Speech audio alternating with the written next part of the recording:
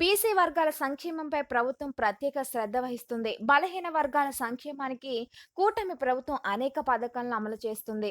వారి సంక్షేమం కోసం 47,500 కోట్లను కూటమి ప్రభుత్వం కేటాయించడం జరిగింది. మత్స్యకారులకి, నాయి బ్రాహ్మణులకి గౌరవ వేతనం పెంచాం. ఇప్పుడు 40,000 హెయిర్ కటింగ్ షాపులకు 22 యూనిట్ల వరకు ఉచిత విద్యుత్ ఇవ్వాలని కేబినెట్ నిర్ణయించింది.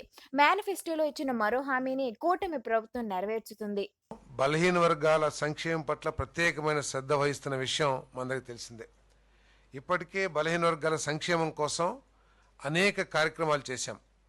దాదాపు 47,500 కోట్ల రూపాయలని మరి కేటాయించడం కూడా బలహీన వర్గాల సంక్షేమం కోసం కేటాయించడం కూడా జరిగింది.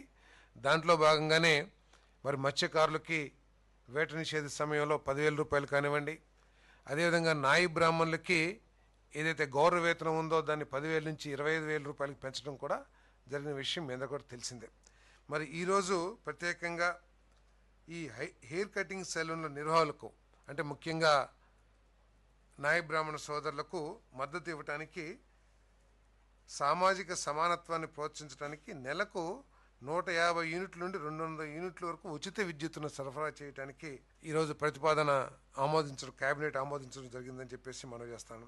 ప్రజాగలంలో ఇచ్చిన హామీ మేరకు 2025-26కు 50 కోట్లు కేటాయించడం జరిగింది.